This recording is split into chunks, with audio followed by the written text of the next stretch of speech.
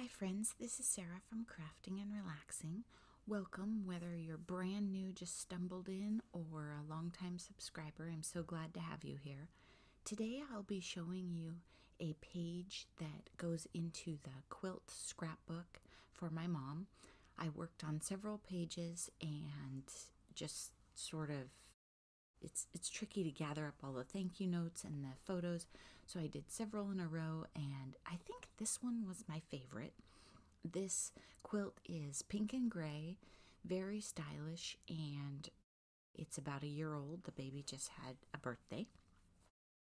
I ordered the photos in duplicate, so I punched it out with my circle punch because I had a spare in case I changed my mind or didn't like it. That was a nice advantage on this, and I do love having the sleeping baby in a small circle with that focus, and her shirt says Daddy's Princess, so that's adorable. Then my mom saves bits of fabric or things, maybe sometimes her quilting stencil, things that she uses. If you're not familiar with these books, I'll link below. I did a flip through of several pages of her quilts. I couldn't decide how to lay these fabrics out, and I had a lot of things I wanted to get on the page. So I used scraps and cut them into strips, and I'm laying them out behind this adorable sleeping baby. This was a neat way to get the mom, the baby, the thank you note, and the fabrics all onto the page. On this page, I don't have the write-up of how the quilt was made, but I really think it turned out great. And you'll notice that I have a piece of washi tape on the mat behind it, that blue and white. When I'm doing a bunch of things that are 8x8, I just map it out on my board so that I have an idea of layout and scale as I'm putting things together, because I don't always have my background paper chosen, and I usually cut those out of 8.5x11 or 12x12 because I don't have a paper stack of 8x8 anymore. This one was, this pink cardstock just came from one of those inexpensive paper packs, and it was 8.5x11. I couldn't find a pale gray, and in the end I'm glad I went with pink. I love it, which you're not going to hear me say very often. And there I put a piece of black right behind the center of the baby to accent it more, and I didn't like the first one because it didn't have any pattern on the end, so it wasn't quite as soft looking. Then I grabbed all the letters I have and couldn't find, or numbers, couldn't find one I liked. And then I thought, I'm going to use my circle punch to punch fabric. And I want to tell you, that's not a great idea. It took me several minutes to get that fabric out of the punch, and it didn't come out a perfect circle. But, you know, I had to try it. I had to know.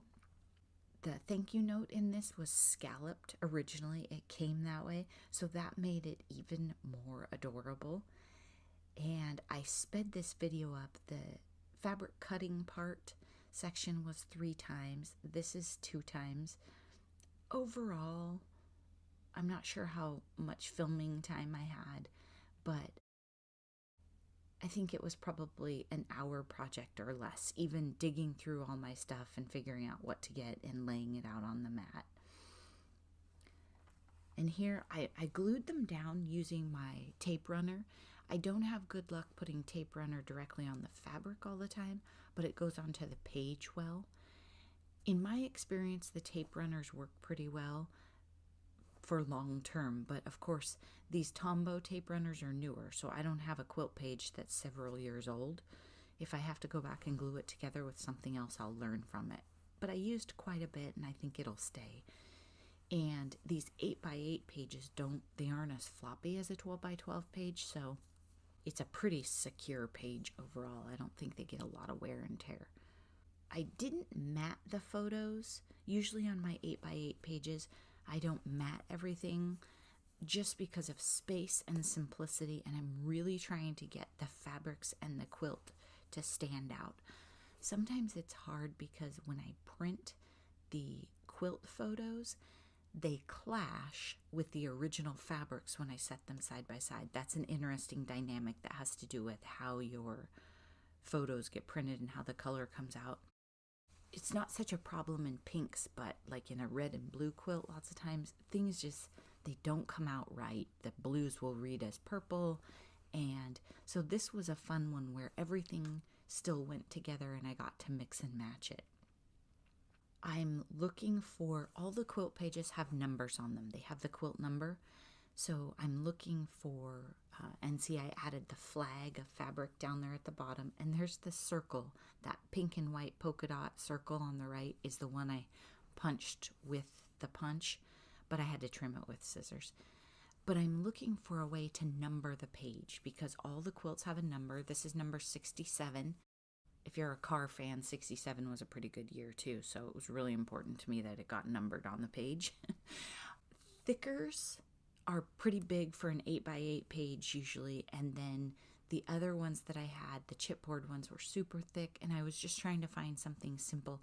In the end, I went with the really old Mrs. Grossman stickers that came with her, I think they're called Perfect Albums. They don't make them anymore. They're 8x8. I recently ordered one on eBay for, well, it wasn't a bargain, but it had to be done. But they're a little hard to find now. So anyway, that's where I got these stickers. So when you see me use these stickers in various projects in silver and gold that are really basic, that's what they came from. My original plan was to punch the fabric in the pink and white punch and then put the numbers on top of it. I couldn't find numbers that I thought would work on the fabric and were the right size, and these numbers just wouldn't really have stood out as well, and I liked the flag, so I decided to just put them on the page right next to the flag, which also has gray and accents the silver. So I think it worked out okay. Some of the pages, the number is much more bold. I'm sure you saw that in the flip through. In the end, I fit it all on. My mom chose the page size for this album, and sometimes it's a little bit tricky to make it work with everything that we want to get on there. I hope you enjoyed this video, and I really appreciate you watching. Thank you so much. I appreciate your time. Have a great day. Bye-bye.